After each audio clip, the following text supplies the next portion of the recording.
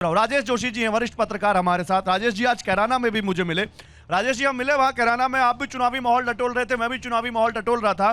राजेश जी क्या लगता है ये जो प्रधानमंत्री अमरोहा में बोलकर गए आज, क्या ये वो मुद्दा है जो यूपी में हिट करेगा लोगों को? सनातन का मुद्दा, दो शहजादों का मुद्दा। देखिए, प्रधानमंत्री नरेंद्र मोदी का एक तरीका है कि वो हर चुनाव में और चुनाव के आगे पीछे भी कुछ ऐसी चीज कहते हैं जिन पर हम लोग टेलीविजन चैनलों में, अखबारों में बात करते हैं, बहस करते हैं, और प्रधानमंत्री अपना जो मैसेज है वो आखिरी वोटर तक पहुंचाते हैं। उन्होंने दो शहजादे कहा तो कांग्रेस की तरफ से मैंने पहली बार सुना है, हो सकता है पहले भी कहते हो, कि तानाशाह और शाह। तो ये तो जुमले वगैरह चलते रहते हैं, लेकिन मैं जिस तरफ आपकी बात पर ध्यान देना चाहता हूँ कि ये पिछले चुनाव से, यानी 2019 के चुनाव से, ये जो 10% वोटर कम जा रहा है वोट देने के लिए, उसका क्या अर्थ निकाला जा सकता है? ये किसके लिए दुःस्वप्न है, किसके लिए बुरी खबर है? इस पर ध्यान दिया जाना चाहिए। इस बार चुनाव में जो मतदाता है उसमें बिल्कुल उत्साह दिख नहीं रहा था। मैं गया वहां पर भी खैर वोट देने तो आए थे लोग, लेकिन उत्साह नहीं दिख रहा है। देखिए, इसकी एक वजह ये हो सकती है, ये बात को कंप्लीट होने दीजिए। 2019 में बालाकोट जैसा इश्यू था जिसको भारतीय जनता पार्टी ने भारत और वर्सेस पाकिस्तान और भारत की फतेह पाकिस्तान के तौर पे के ऊपर इस तरह से स्टैब्लिश कर दिया था और टूट के मतदाता गिरा था। इस बार भारतीय जनता पार्टी के पास जो राम मंदिर का मुद्दा है, सनातन का मुद्दा है, मछली और ये खाने का मुद्दा, इस तरह के मुद्दे हैं। विपक्ष के पास बेरोजगारी का मुद्दा है, विपक्ष के पास जो है वो जो लोगों को अपॉर्चुनिटी नहीं मिल रही है उसका मुद्दा है। ये ऐसे मुद्दे हैं जो बहुत ही घिस चुके हैं, इसलिए शायद इसमें अब नुकसान किसे होगा?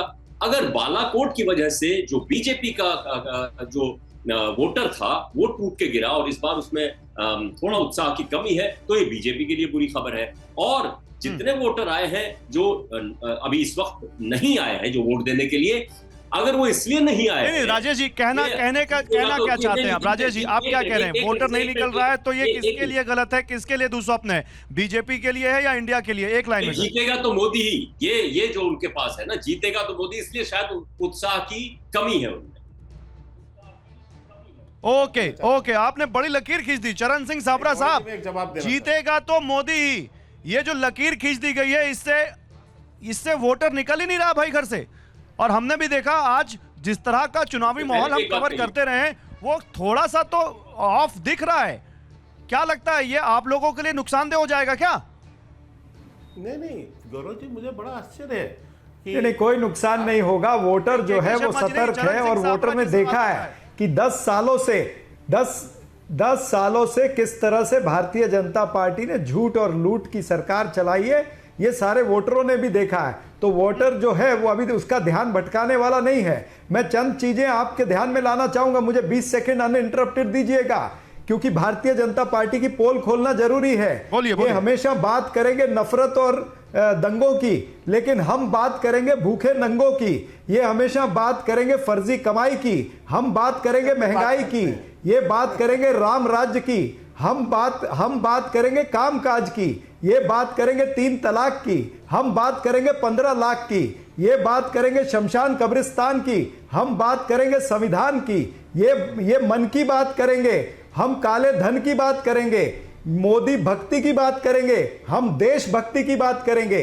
ये फर्क है इंडिया गठबंधन में और एनडीए के अंदर। नरेंद्र मोदी जितने विषय मैंने कहे हैं ना, राम भक्ति की बात करेंगे, बोल करके दिखाएं, बताएं कि महंगाई किस तरह से कम करेंगे। आपको अनइंटरप्टेड दिया, राम भक्ति की बात करेंगे कि नहीं करेंगे?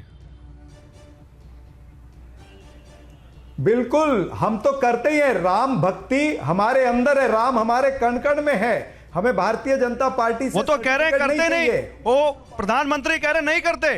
प्रधानमंत्री ने क्या कहा? उन्होंने कहा अभी राम नवमी पर अयोध्या में प्रभु राम लला का सूर्य तिलक हुआ। सुन लीजिए आप अनइंटरप्टेड, मेरा भी सुन लीजिए सर। उन्होंने कहा आज जब पूरा देश राममय है तो समाजवादी पार्टी वाले जो राम की भक्ति करते हैं और समाजवादी पार्टी के लोग वोट बैंक की खातिर पब्लिकली कहते हैं ये सब तो पाखंडी हैं। आप सब पाखंडी हैं क्या? उन्होंने वहां की जनता से पूछा।